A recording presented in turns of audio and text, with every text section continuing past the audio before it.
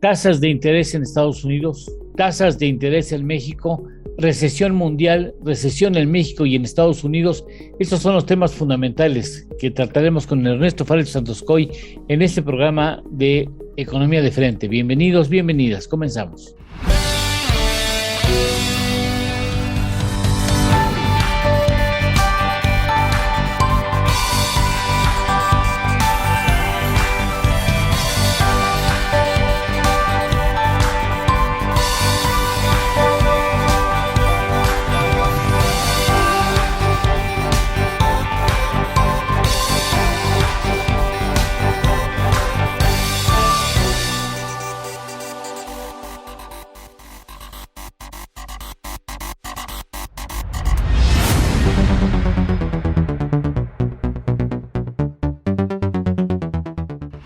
¿Cómo estás, Ernesto Fares Santoscoy? ¿Cómo estás? Bienvenido.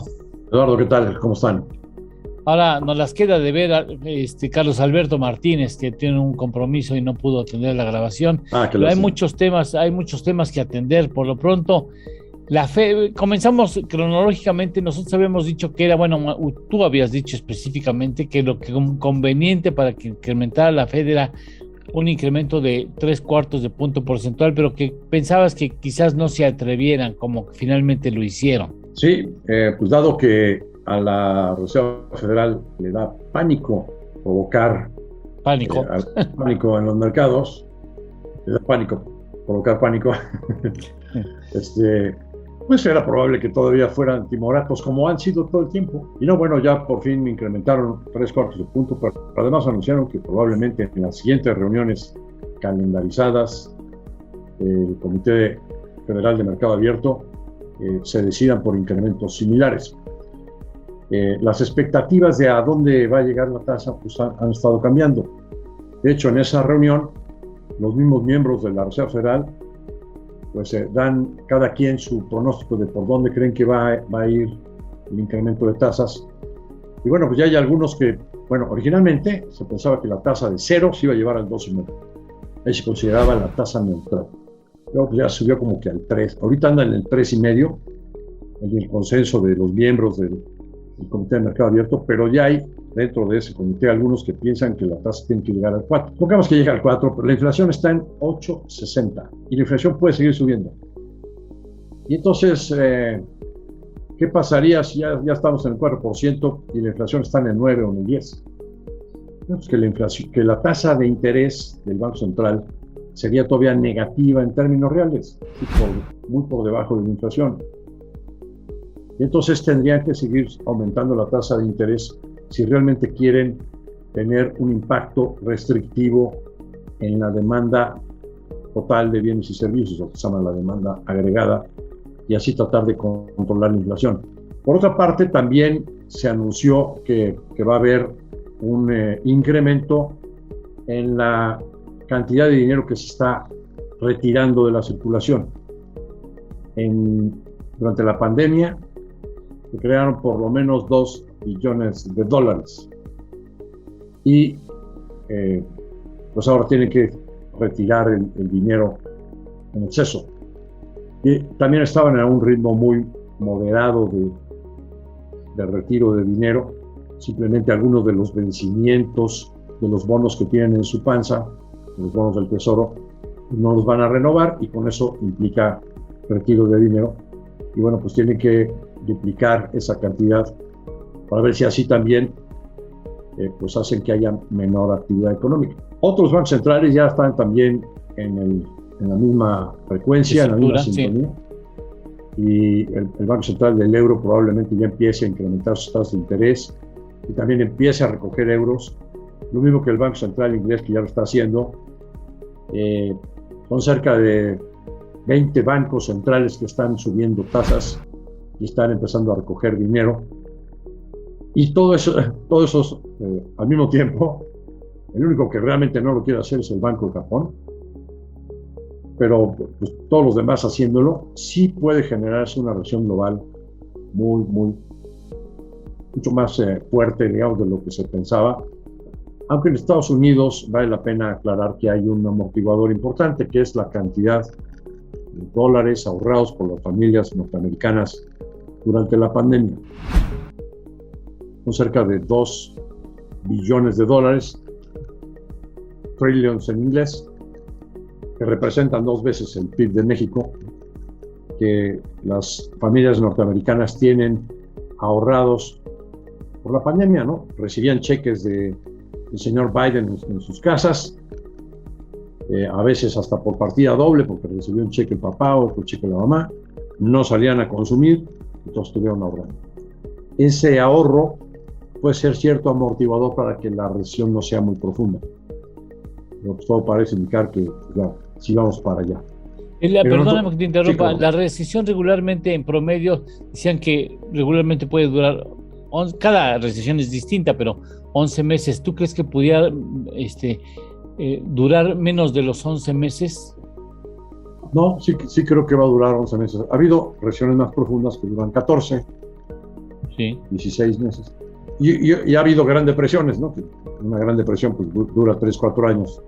La depresión, para ayudarle al público a entender algunos términos, la depresión, ¿cómo se diferencia de la recesión? Pues es la más impactante, la más fuerte, que la tuvimos en los años 30 del siglo pasado. Que fue una serie de errores, tanto de política fiscal como de política monetaria, fueron profundizando la recesión. Es que la recesión es como un círculo vicioso. O sea, si no actúas para contrarrestarla, se va retroalimentando. Entonces, una gran depresión es una caída muy fuerte del PIB, 5%, más de 5%, 9%, 8%, y después otros años con caídas del 3, del 2, y se va alargando, se va retroalimentando, va generando mayor desempleo, y ese desempleo genera menor consumo, el menor consumo genera incluso caídas de precios, deflación en lugar de inflación, sí. Y entonces las empresas tienen que cerrar porque no les dan los costos para seguir vendiendo, y el gobierno se queda sin dinero por la captación de impuestos, y es un círculo vicioso. Entonces, lo tienes que contrarrestar. Entonces, en este caso, los gobiernos en general tienen poco margen de maniobra porque aplicaron políticas fiscales extremas, se endeudaron durante la pandemia. Hoy hay poco margen de maniobra, y en el caso de Estados Unidos está este colchoncito de amortiguador, que es el ahorro de las familias norteamericanas, pero hasta ahí. Es inevitable, antes de ir a una pausa, te pregunto, ¿es inevitable la recesión? Bueno, es que yo no veo cómo pueda bajar la inflación en el mundo, ese es el problema. La verdad es que se les pasó la mano de políticas fiscales extremas, expansivas, gastos de gobierno ayudando a las familias y a las empresas, más, o sea, es bueno hacerlo, pero se les pasó la mano, más lo que hubo de políticas monetarias extremas, tasas en cero o tasas negativas, con inyecciones de creación de dinero excesiva, ¿no?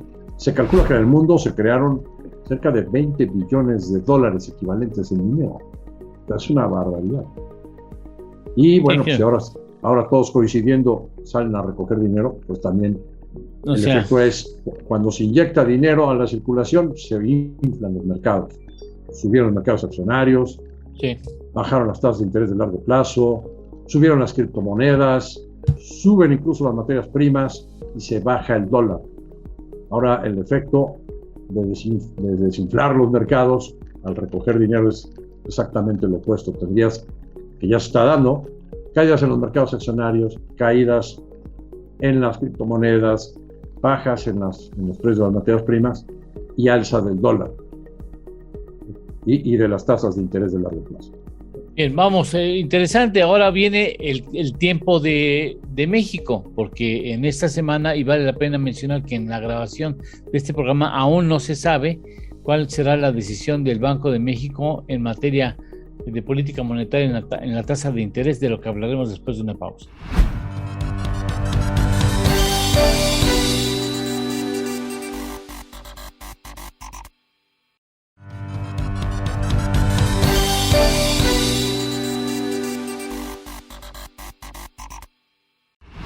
La mayor parte de los analistas en México afirman que el incremento en tasas de interés en este en esta semana sería por parte del Banco de México también de 0.75 de punto porcentual. ¿Estás de acuerdo con eso? Sí, estoy de acuerdo que va a ser así. Déjame comentar también que pues, la inflación global es difícil que baje, porque por un lado está la cuestión de la guerra de Rusia con Ucrania. Pues no se ve para cuándo pare, y entonces tienes incrementos de precios en los granos, en los alimentos, en los fertilizantes, y el problema es que no es nada más lo que hoy es Rusia con sus buques obstaculiza para que salgan granos en el Mar Muerto hacia el mundo, sino que adicionalmente no se está produciendo en todo el mundo, y particularmente en esa región, los suficientes granos para el año entrante. Entonces, los precios de los granos pueden seguir subiendo. Europa y Estados Unidos ya acordaron no comprarle más petróleo y gas hacia fines de este año. Bueno, pues el precio del petróleo va a estar en las nubes. Arabia Saudita y Rusia, que hoy son los que controlan la OPEP Plus, están incrementando en nada la oferta de petróleo, 200,000 barriles adicionales a lo que ya tenían contemplado, en total 600,000 barriles de dólares adicionales al mes. Eso no le hace nada a los precios. Entonces, otro factor de inflación, que es la energía, petróleo, gas, van para arriba, difícilmente podrían estar bajando. Y luego tienes la cuestión de China, que bueno, vuelven a aparecer brotes de contagios, y entonces en China vuelven a cerrar más de 40 ciudades, por cuarta ocasión, ¿no? Entonces, pues los suministros en todo el mundo, en las cadenas de suministro de la manufactura, no están normalizados, y todavía se ve para largo que se vayan a normalizar. Todo eso hace que la inflación siga subiendo. Eso del lado externo de la inflación externa. Del lado de la inflación interna, bueno, pues ya hubo un plan antiinflacionario que trató de congelar algunos precios, tuvo un efecto muy marginal en la inflación, bajó ligeramente, pero la inflación vuelve para arriba conforme la inflación mundial lo hace, y entonces se está hablando de que viene otro programa. Otro. ¿Qué le correspondería? ¿Qué crees que pueda venir? Mayores acuerdos de congelamiento de más precios, ¿no? ¿Control de precios lo descartas? No creo que lo hagan, porque no veo al señor Rogelio Ramírez de la O a favor de un control de precios. Pues ahí, perdón, con todo el respeto que nos merece el secretario de Hacienda, que es un gran tipo, con mucha capacidad. Ninguna voz vale en este gobierno más que de la del presidente. Yo creo que en esta ocasión el presidente no se atrevería a poner controles de precios estrictos y a sufrir una tercera renuncia de un secretario de Hacienda más a la altura del sexenio y con el riesgo de recesión que tienes enfrente, ¿no? Entonces, realmente veo poco probable ese control de precios, pero sí veo acuerdos medio forzaditos, ¿no? Sí. De precios de más productos. Sí. Y bueno, pues es que hay otros factores como la inseguridad, ¿no? Que están pesando también en la inflación mucho, interna. Me estaba dando una nota periodística que dice que en algunos casos, no en todos, en algunos casos, la criminalidad organizada cobra hasta 100,000 pesos mensuales a las gasolineras para no garantizarles seguridad. O sea, imagínense en qué país estamos, en donde la criminalidad organizada es la que brinda seguridad en el país. O sea, pues ¿cómo? ¿A quién le pagas impuestos? ¿No? ¿Al gobierno o a los que te cuidan? Chicago, 1930. Bueno, pues ahí estamos, ¿no? Vendemos protección. Sí, por supuesto, claro, sí, claro. Pero no nada más es el derecho de piso que afecta, ahorita dijiste las gasolinerías, pero bueno, pues es como una metástasis que afecta a muchas ciudades, ¿sí? A los pequeños comercios, restaurantes, ¿sí? Hoteles, talleres mecánicos, por todos lados. Sí, tiendas de abarrotes, verdulerías. Bueno, en los mercados, ¿no? Eso también. Pero este es uno de los tipos de inseguridad, la extorsión. Pero adicionalmente también hay pues múltiples robos en carreteras, de trailers completos, ¿no? Desaparecen. Hasta de autos nuevos. Hasta automóviles de madrinas, ¿no? De autos nuevos. ¡Pum! Desaparecen. Bueno, pues todo eso encarece los costos adentro del país, y por más que se haga el esfuerzo de subsidiar la gasolina, que ha permitido que, si bien hay que reconocerlo, que la inflación esté en México abajo de la de Estados Unidos, sí. Bueno, pues de nada sirve si del otro lado tienes ese problema de inseguridad que afecta la confianza de los inversionistas y que afecta en sí también a la normalidad, digamos, en el transporte de mercancías que se hace por carreteras en este país principalmente, y que, pues, por lo tanto, hace que la inflación sea persistente. Y por lo tanto, creo que el Banco de México, pues, sí tiene que seguir incrementando la tasa de interés al mismo ritmo que la Reserva Federal, para mantener el premio en pesos, de la tasa en pesos, y mantener la estabilidad cambiaria, para que no sea otro factor, porque el dólar va a tender a subir contra todas las monedas. Si no tienes un muy buen premio en pesos, pues el dólar se va a subir más que contra otras monedas, o sea, el peso va a caer más que otras monedas, entonces sí tienes que mantener el premio a fuerza. Déjame ir a una pausa para ver hasta dónde, porque el Banco de México lleva adelanto en ese sentido con respecto a la Fed, o sea, ¿cuántos incrementos lleva el Banco de México consecutivos? 5 o 6, ¿no? Sí, ahorita no los tengo. No, pero bueno. Pero cuando el Banco de México ya llevaba 2% arriba, la tasa, del 4 al 6, apenas entonces empezó la Reserva Federal. Sí, o sea, y ahora ya estamos en 7. Y podría ser, dan por un hecho que va a ser de 3/4 puntos porcentuales el incremento este jueves, así es que vamos a una pausa y regresamos con Ernesto Faldo Santoscoy.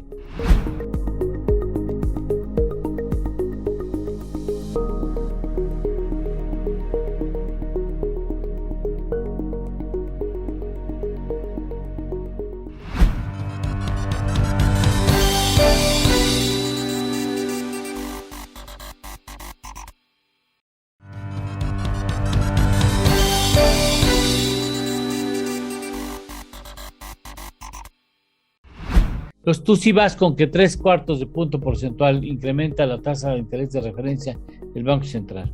Y que las siguientes sesiones calendarizadas se sigan igual, ¿no? Al mismo ritmo. ¿Sí siguen iguales? Bueno, sí, pues si la Reserva Federal vuelve a incrementar en 3/4 puntos, pues el Banco de México va a tener ¿hasta dónde vamos a ir? ¿Hasta 9.5? 9.5 fácilmente va a llevarse la tasa de referencia de Banco de México. ¿Y Estados Unidos hasta dónde llegará?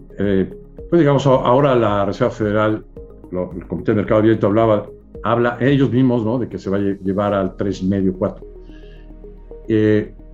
Creo que una vez que llegan al 4 van a tener que seguir subiendo la tasa porque va a estar en negativo.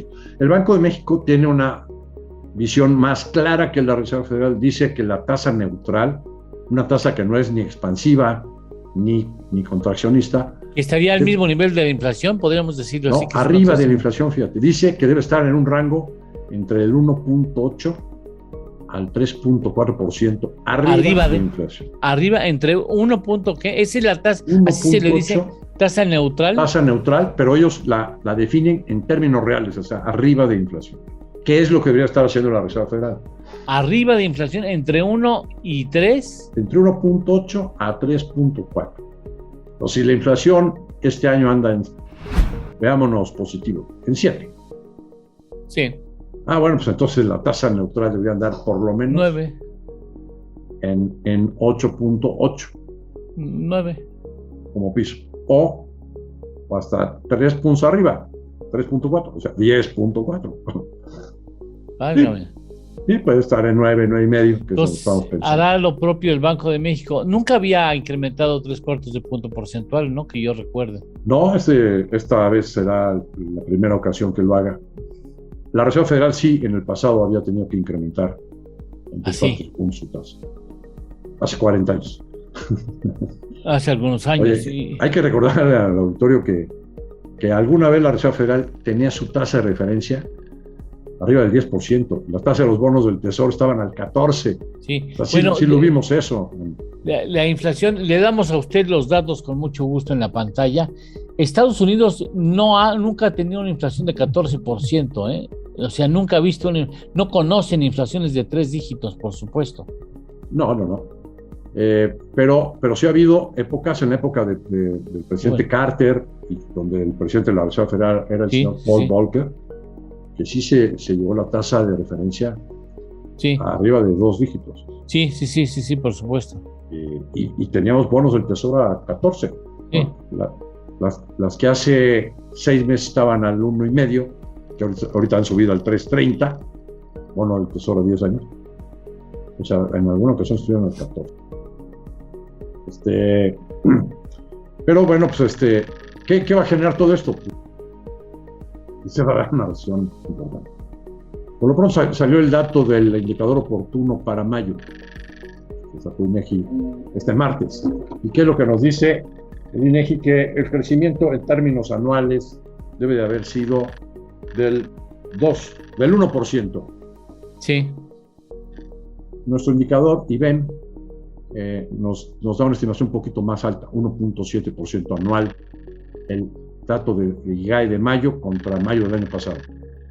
Y quizás lo que nosotros estamos incorporando es, por ejemplo, las ventas. Te está hablando la gobernadora del Banco Central. Sí, te está hablando Victoria Rodríguez Cejas, diciendo que no está de acuerdo contigo.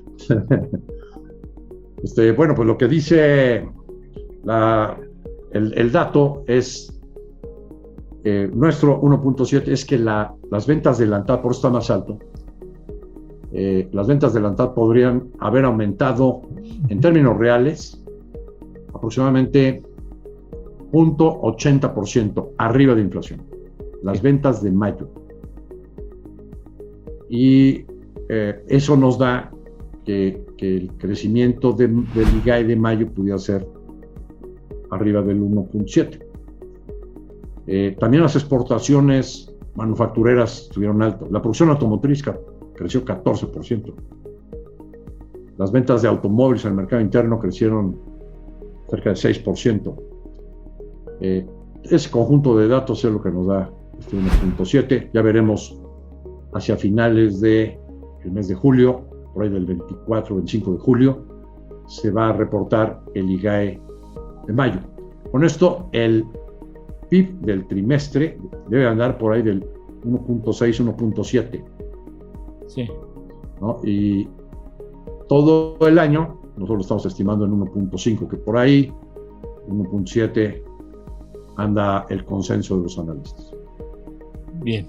Bueno, en términos generales así lo cierras, y eso va a traer seguramente también, esto traerá, déjeme preguntar, en cuanto a la tasa de interés refiere, mayor inversión financiera al país, ¿verdad? Seguramente. Una tasa de interés en pesos mucho más atractivo que el bono del Tesoro. Así es. No dudaría que pues, volvamos a ver dentro de unos días el tipo de cambio otra vez abajo de 20 pesos. Bajito. La llegada de dinero financiero, de inversión financiera a nuestro país, aprovechando las altas tasas de interés de los bonos gubernamentales. Así es. Pues fáciles no van a ser los siguientes meses, Ernesto. Vaya que se ven muy complicados. Oye, nada más quiero apuntar, ¿no? Imagínate cómo se vería una recesión en el año 2023. Hay 3 bancos grandes que están diciendo por dónde van las probabilidades. El más grande del mundo, JP Morgan, dice que hay ya un 80% de probabilidad de una recesión. Sí. El Bank of America habla de un 40%. Sí. Y Bank of America, 50%. Goldman Sachs, 60%. Cuatro bancos grandes, todos apuntan hacia una recesión en el 2023. Algunos dicen que ya es probable que ya se dé en el primer trimestre del 2023, y otros hablan de que podría darse hasta finales del 2023. Pero imagínate que arrancan las campañas presidenciales en México y traemos una recesión, marca llorarás. Sí, eso no, bueno, a lo mejor no es del todo malo, y nada más hasta aquí dejo el comentario. Por lo pronto, Ernesto, muchas gracias por haber estado aquí con nosotros. Bueno, al contrario, gracias a ustedes, que tengan una excelente semana. Muchas gracias, hasta la próxima semana aquí en Economía de Frente. Gracias. Hasta luego, que estén bien.